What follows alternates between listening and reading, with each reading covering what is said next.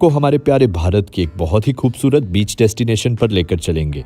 ये डेस्टिनेशन पूरे इंडिया की सबसे छोटी यूनियन टेरिटरी है जिसका नाम है लक्षद्वीप।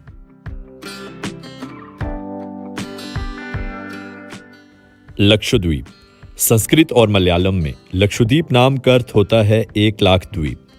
केरल के कोचीन शहर से लगभग 400 किलोमीटर दूर पश्चिमी तट पर स्थित ये आइलैंड भीड़-भाड़ से दूर स्वर्गीय समुद्री तटों, शानदार लगून, टर्कोइज नीले पानी और उसमें रहने वाले रंग बिरंगे समुद्री जीवों के लिए मशहूर है।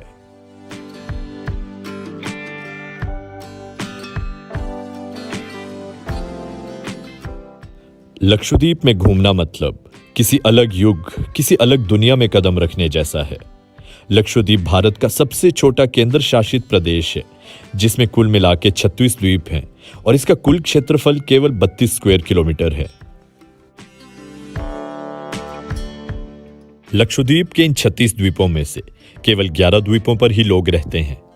अधिकांश पर्यटक या तो नॉर्दर्न आइलैंड्स में घूमने जाते हैं जहां पर अगाती, बंगारम, थिनाकारा और कलपति जैसे आइलैंड्स हैं, या तो फिर सदर्न आइलैंड्स को पसंद करते हैं जहां पर मिनिकॉय, कावारती और कल्पेनी जैसे आइलैंड्स बसे हुए हैं। आज इस वीडियो में वॉकिंग वॉन्डरर के साथ आप लक्षद्वीप के इन खूबसूरत आइलैंड्स को एक्सप्लोर करेंगे। इस वीडियो में हम आपको लक्षद्वीप का एक खूबसूरत वर्चुअल टूर देंगे। वर्चुअल टूर के साथ साथ हम आपको लक्षद्वीप को विजिट करने से रिलेटेड हर टाइप की इंफॉर्मेशन देंगे, जैसे कि लक्षद्वीप को विजिट करने का बेस्ट टाइम कौन सा है, यहाँ विजिट करने के लिए आपको किस टाइप के परमिट्स ऑब्टेन करने पड़ेंगे, यहाँ पहुंचने का बेस्ट मोड ऑफ ट्रांसपोर्टेशन कौन सा है, और भी ऐसे कई सवालों के जवाब आपको इस वीडियो में देखने को मिलेंगे। तो इस वीडियो को एंड तक अच्छी जगहों में से एक मानी जा सकती है। आम जिंदगी की भाग दौड़ से दूर अपने तन और मन को रिलैक्स करने के लिए लोग अक्सर इस जगह पर आना पसंद करते हैं।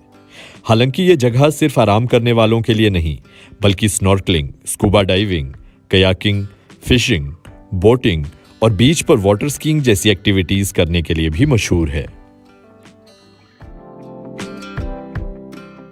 लक्षद्वीप के आइलैंड्स एक प्रतिबंधित क्षेत्र हैं और द्वीपों का दौरा करने के लिए और यहाँ घूमने के लिए हमें प्रशासन से परमिट लेने की आवश्यकता होती है। लक्षद्वीप टूरिज्म की नोडल एजेंसी है स्पोर्ट्स की फुल फॉर्म है society for promotion of nature tourism and sports agency ही लक्षद्वीप में सभी पर्यटन गतिविधियों को कंट्रोल करती है। अगर आप लक्षद्वीप विजिट करना चाहते हैं तो आपको स्पोर्ट्स के थ्रू ही यहाँ का पैकेज लेना पड़ेगा, या फिर आप किसी रजिस्टर्ड ट्रैवल एजेंट के थ्रू लक्षद्वीप का पैकेज ले सकते हैं, जिसकी ज़्यादा इन्फॉर्मेशन आपको लक्षद्वीप टूरिज्म की वेबसाइट पर देखने को मिल जाएगी। अगर आप भारत के किसी भी क्षेत्र से लक्षद्वीप घूमने आना चाहते हैं तो उसके लिए आपको सबसे पहले केरल राज्य के कोचीन शहर में पहुंचना होगा। कोचीन से या तो आप बाय एयर या फिर आप बाय शिप लक्षद्वीप पहुंच सकते हैं।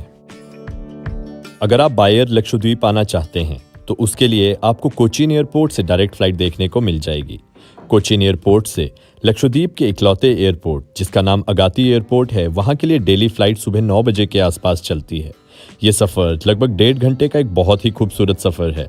अलायंस एयर की डेली फ्लाइट जो कि कोचीन एयरपोर्ट से चलती है, वो आपको लगभग 10:30 बजे के आसपास लक्षद्वीप के अगाती एयरपोर्ट पर पहुंचा देगी। कोचीन से अगाती तक के सफ़र की फ़्लाइट टिकट आपको लगभग 5,500 से 6,500 रुपये के बीच में मिल जाएगी और ये प्राइस लगभग पूरे साल भर फिक्स ही रहता है। कोचीन से अगाती तक का हवाई सफ़र एक बहुत ही मनमोहक सफ़र है और अगाती हवाई अड्डा पूरे भारत के सबसे खूबसूरत हवाई अड्डों में से एक है। लक्षद्वीप पहुंचने के बाद सबसे पहले आपको अपनी औपचारिक एंट्री यहां पर करवानी पड़ेगी। अगाती हवाई अड्डे पर ही आपको ये फैसिलिटी देखने को मिल जाएगी। हवाई सफ़र के अलावा कोचीन से लक्षद्वीप पहुंचने के लिए हम समुद्री रास्ता भी तय कर सकते हैं, जिसके लिए हमें 6 पैसेंजर शिप्स के ऑप्शन देखने को मिल जाते हैं, जिनका नाम है MV कावारती, MV अरेबियन सी, MV लक्षद्वीप सी, MV लगून्स और MV कोरल्स। ये सभी क्रूज शिप्स कोचीन से लक्षद्वीप के अलग अलग आइलैंड्स के लिए चलती हैं और इनके लिए हमें लगभग 14 से 18 घंटे का समय लग जाता है। ये पैसेंजर शिप्स आपको सभी फैसिलिटीज से भरपूर देखने को मिलेंगी।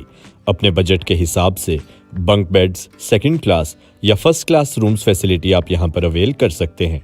साथ ही यहाँ पर रिफ्रेशमेंट और फूड की प्रॉपर फैसिलिटी भी आपको देखने को मिलेगी। लक्षद्वीप विजिट करने का जो तीसरा मोड ऑफ ऑप्शन है वो है किसी लग्जरी क्रूज में आना। पिछले कुछ सालों से कॉर्डेलिया क्रूज मुंबई और गोवा से लक्षद्वीप के लिए ऑपरेट करते हैं, तो आप किसी लग्जरी क्रूज में भी लक्षद्वीप को विजिट कर सकते हैं। तो लक्षद्वीप कैसे पहुंचा जाए ये तो हमने जान लिया। अब हम आपको लक्षद्वीप के खूबसूरत आइलैंड्स के वर्चुअल टूर पर लेकर चलते हैं। सबसे पहले हम एक्सप्लोर करेंगे अगाती आइलैंड।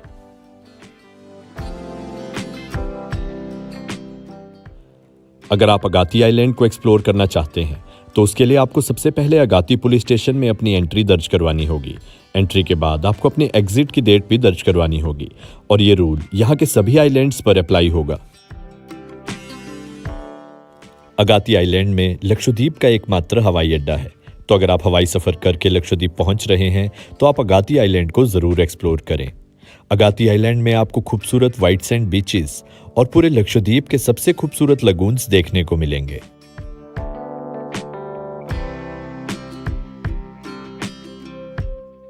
खूबसूरत अगाती आइलैंड की कोची से दूरी लगभग 460 किलोमीटर है। लगभग 7 किलोमीटर लंबा ये छोटा सा आइलैंड, इसका कुल क्षेत्रफल लगभग 3.86 स्क्वायर किलोमीटर है। अगाती आइलैंड में आपको ईस्टर्न, वेस्टर्न और नॉर्दर्न साइड में बहुत सारे खूबसूरत बीच देखने को मिलेंगे। ये सभी बीच बहुत ही साफ सुथरे होते हैं और आप इन सभी को एक्सप्लोर कर सकते हैं। अगाती आइलैंड को एक्सप्लोर करने के लिए या तो आप टैक्सी या फिर लोकल ऑटो हायर कर सकते हैं। एक और अच्छा ऑप्शन हो सकता है यहाँ पे एक लोकल बाइक रेंट करना। 200 से 300 रुपए के नॉमिनल रेंट पे आपको यहाँ पर बाइक रेंट पर इजीली मिल जाएगी।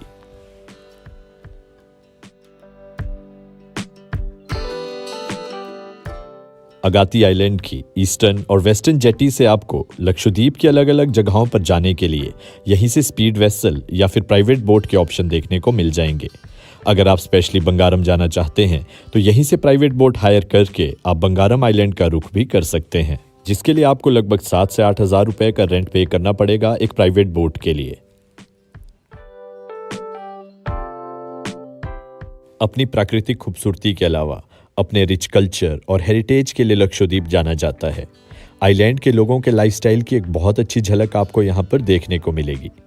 कोकोनट से बनाए जाने वाले अलग अलग प्रोडक्ट्स और फिशिंग ही यहाँ के लोगों का मेन ऑक्यूपेशन रहता है।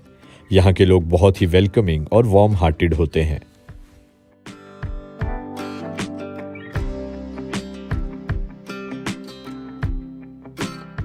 अगर बात की जाए कि लक्षद्वीप जाने का सबसे अच्छा समय कौन सा है, तो अक्टूबर महीने से लेकर अप्रैल महीने तक का समय लक्षद्वीप घूमने के लिए सबसे अच्छा माना जाता है। इस समय यहाँ का तापमान लगभग 30 डिग्री के आसपास रहता है और सुबह और शाम का मौसम बहुत ही सुखद रहता है।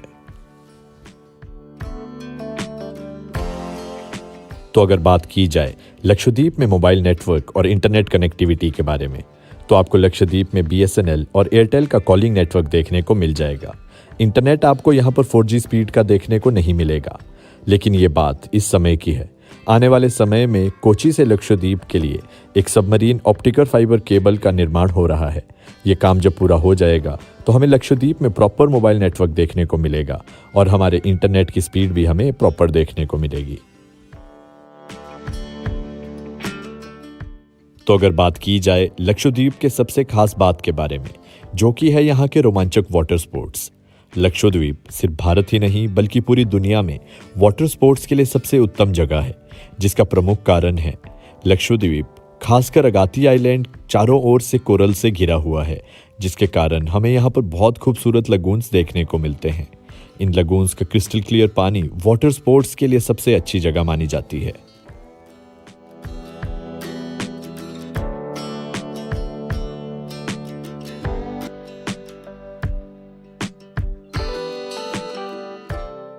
अगर आप लक्षद्वीप के किसी भी आइलैंड पर स्टे कर रहे हैं तो एक रिकमेंडेशन हमारी आपको ये ज़रूर रहेगी कि आप सनसेट का नज़ारा मिस ना करें।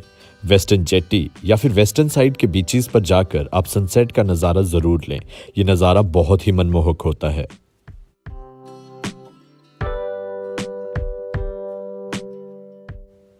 जब आप शाम को बीच पर घूमने जाएंगे तो आपको यहाँ पर बहुत से बच्चे फुटबॉल और वॉलीबॉल के मैचेस खेलते हुए देखने को मिल जाएंगे। आप भी किसी टीम का पार्ट बन के फुटबॉल और वॉलीबॉल का मैच खेल सकते हैं। यहाँ पर अभी रिसेंटली एक इंटर आइलैंड फुटबॉल और वॉलीबॉल टूर्नामेंट हुआ था।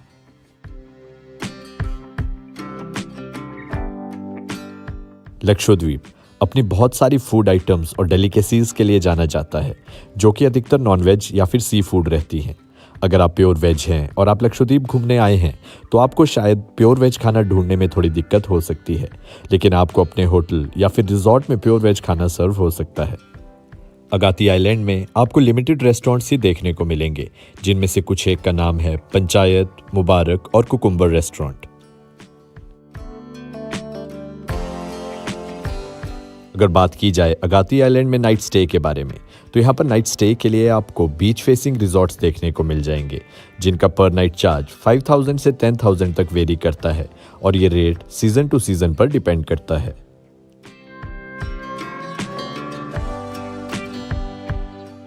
चलिए अब आपको लिए चलते हैं अगाती आइलैंड से लक्षद्वीप की कैपिटल कावारत्ती आइलैंड की ओर।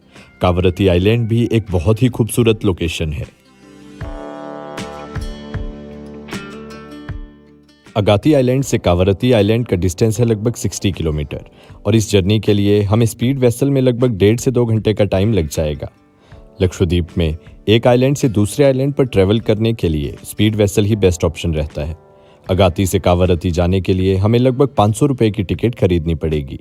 ये टिकट हम अगाती के ईस्टर्न जेटी पर लोकेटेड ऑफिस से ही ऑब्टेन कर सकते हैं। ये सभी स्पीड वेसल एयर कंडीशनड रहते हैं। इनमें हमें पुशबैक सीट्स देखने को मिलती हैं और साथ ही रिफ्रेशमेंट की फैसिलिटी भी हमें इन स्पीड वेसल्स के अंदर देखने को मिल जाती है।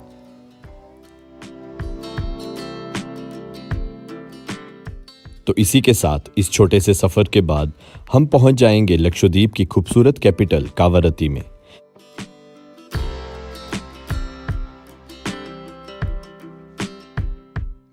यह है कावारत्ती की मेन जेटी, जहां पर अगाती आइलैंड से आने के बाद हम उतरेंगे। कावारत्ती में एक हेलीपैड भी है, जहां पर पवन हंस की अगाती आइलैंड से डेली हेलीकॉप्टर राइड्स चलती हैं, लेकिन इन हेलीकॉप्टर्स में लिमिटेड सीट्स रहती हैं और इनके लिए हमें एडवांस में ही बुकिंग करवानी पड़ेगी।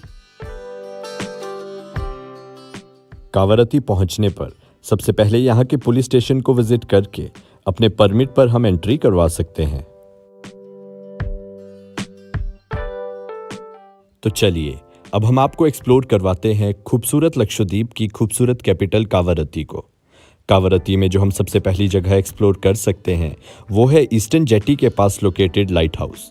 लाइट हाउस की एंट्री टाइमिंग शाम को 4:30 से 6 बजे तक ही रहती हैं। लगभग 165 सीढ़ियों को चढ़ने के बाद जिस हाइट पर हम पहुंच जाएंगे, वहां से हमें बहुत ही खूबसूरत नज़ारा देखने को मिलता है। यहां से हमें पूरा का पूरा कावारत्ती आइलैंड एक ही नज़र में देखने को मिल जाता है।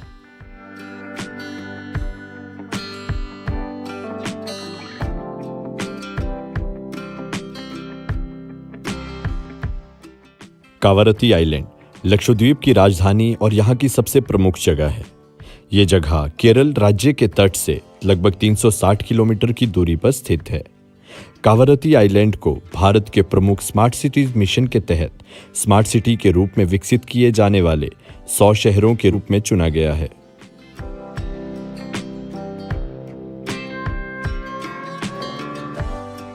कावारत्ती आइलैंड में हमें घूमने के लिए बहुत सारे खूबसूरत बीचेस देखने को मिलेंगे, जो कि बहुत ही साफ सुथरे होते हैं।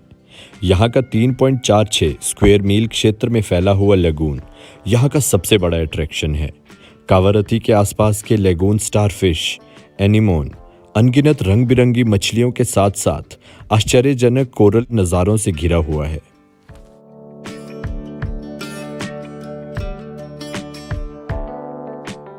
कावारत्ती और लक्षद्वीप के अन्य जगहों पर हमें पानी का रंग बहुत ही नीला और साफ सुथरा दिखने को मिलता है और ये रंग आंखों को बहुत भाता है। इसके कुछ मुख्य कारण हैं। सबसे पहला कारण है कि लक्षद्वीप का पानी बहुत साफ है, क्योंकि यहाँ पर बहुत सी शिप्स या वेसल्स नहीं आती। दूसरा कारण है यहाँ के जो बीचेस हैं उनमें वाइट सैंड होती है और वाइट सैंड ही पानी के नीचे भी होती है। तो इस वजह से ये और नीला रंग हमें दिखता है। और तीसरा कारण है, यहाँ पर सूरज की किरणें बहुत तेज हैं, जिस वजह से ये नीला रंग और उभर कर आता है। कावारत्ती में भी आप बहुत सारी वाटर एक्टिविटीज़ के मज़े ले सकते हैं, जैसे कि snorkelling, deep sea diving, scuba diving, glass boats, kayaking, और यहाँ पर आपको डॉल्फिन स्पॉटिंग का मौका भी मिल सकता है। चाहे आपको स्विमिंग ना भी आती हो, तो भी आप इनमें से बहुत सारी वाटर एक्टिविटीज़ का पार्ट बन सकते हैं। तो अगर आप लक्षद्वीप को विजिट करने का प्लान करते हैं, तो आपको अपने माइंड में एक चीज़ ज़रूर रखनी है। यहाँ पर सनलाइट की इंटेंसिटी बहुत ज़्यादा होती है और यहाँ पर सभी बीचेस पर वाइट सैंड होती है, जिस वजह से सनलाइट की रिफ्लेक्शन और ज़्यादा आती है। इसलिए आपको एक प्रॉपर सन ग्लासेस अपने साथ ज़रूर कैरी करना है और साथ ही हाई इंटेंसिटी की SPF सनस्क्रीन भी आपको अपने पास ज़रूर रखनी है। तो इसी के साथ हमारी लक्षद्वीप की वर्चुअल टूर वीडियो का भी एंड होता है। उम्मीद है आपको ये वीडियो अच्छी लगी होगी। अगर आपको ये वीडियो अच्छी लगी है तो इस वीडियो को लाइक और शेयर ज़रूर करें। साथ ही इस चैनल को सब्सक्राइब करना भी ना भूलें। Thank you.